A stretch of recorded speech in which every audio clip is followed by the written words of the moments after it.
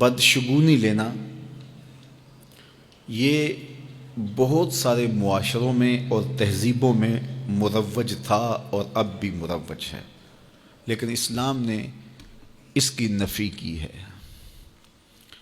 بدشگونی کیا ہے؟ کسی دن کو، کسی جگہ کو، کسی شخص کو منحوس خیال کرنا۔ بعض لوگ جانوروں کے بولنے سے بدشگونی لیتے ہیں کہ الو بول پڑا ہے تو یہ کام ہم نے نہیں کرنا، بلی نے راستہ کاٹ دیا ہے تو یہ کام ہم نے نہیں کرنا۔ اسی طرح بعض اشخاص کو منحوس خیال کیا جاتا ہے کہ بعض لوگ منحوس ہیں۔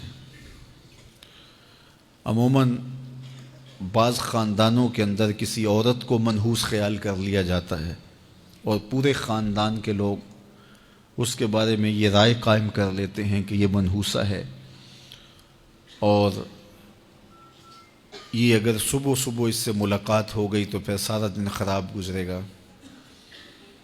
تو یہ ایک تصور ہے بدشگونی کا جو ہماری معاشرت کے اندر پایا جاتا ہے۔ جاہلیت کے زمانے میں یہ ساری چیزیں موجود تھیں۔ آقا کریم علیہ السلام تشریف لائے تو آقا کریم علیہ السلام نے ان ساری چیزوں کی نفی کی اور اللہ پر توکل کرنا، اللہ پر بھروسہ کرنا سکھایا۔ علماء کی صحبت میں بیٹھنے والے لوگ کافی حد تک ان چیزوں سے بچے رہتے ہیں۔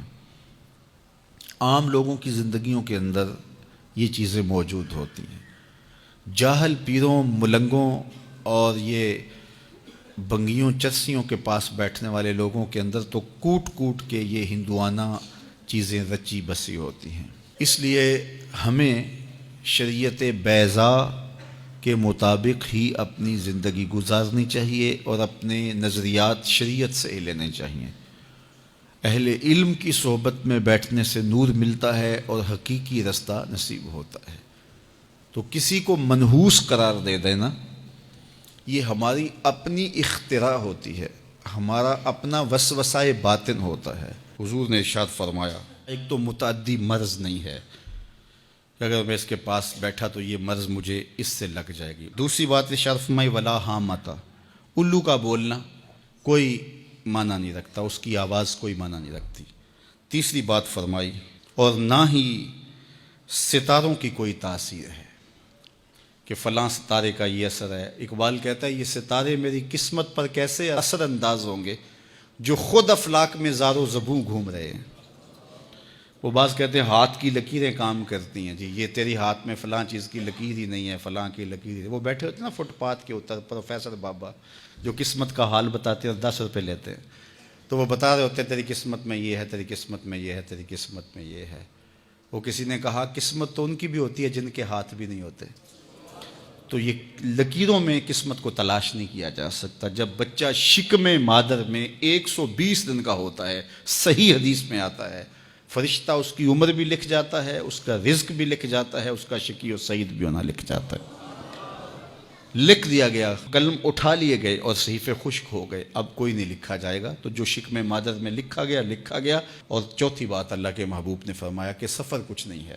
یعنی کچھ لوگ کہتے ہیں یہ جو سفر کا مہینہ ہے یہ بہت ہی سخت مہینہ ہوتا ہے اور ان دنوں کے اندر سفر نہیں کرنا چاہیے، ان دنوں کے اندر شادی نہیں کرنی چاہیے، ان دنوں کے اندر اگر شادی کی جائے تو وہ شادی کامیاب نہیں ہوتی، اس لیے کہ یہ مہینہ منحوس ہے۔ میں آپ کو بتاتا ہوں کہ اس سفر کے مہینے میں سیدنا علی کی شادی حضرت سیدہ فاطمہ سے ہوئی ہے۔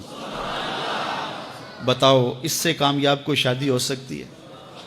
کوئی کہتے ہیں جی اس مہینے میں اگر شادی ہو تو اولاد نہیں ہوتی۔ حضرت علی اور سیدہ فاطمہ کی شادی ہوئی ہے، حسن اور حسین پیدا ہوئے ہیں، ایسے کوئی بیٹے تو لاؤ زمانے میں۔ حضرت زینب رضی اللہ تعالی عنہا اور حضور کی شادی ماہ صفر المظفر میں ہوئی ہے۔ اس لیے ہمارے علماء اس کو خالی سفر کا مہینہ بولنے کے بجائے صفر الخیر یا صفر المظفر کے نام سے پکارتے ہیں، یعنی کامیابی کا مہینہ، خیر کا مہینہ۔ تو یہ محض لوگوں کی اختراعات ہیں۔ تو جس طرح باقی مہینوں میں شادی کرنے میں کوئی حرج نہیں، تو سفر کے مہینے میں بھی شادی کرنے میں کوئی حرج نہیں، آقا کریم نے فرمایا یہ بدشگونی لینا یہ شرک ہے، اللہ کے توکل کے منافی بات ہے۔ اس لیے جاہل لوگوں کا کام ہے کہ لوگوں کو اوہام میں وسوسوں میں مبتلا رکھیں، ضعیف الاعتقادی قائم رہے،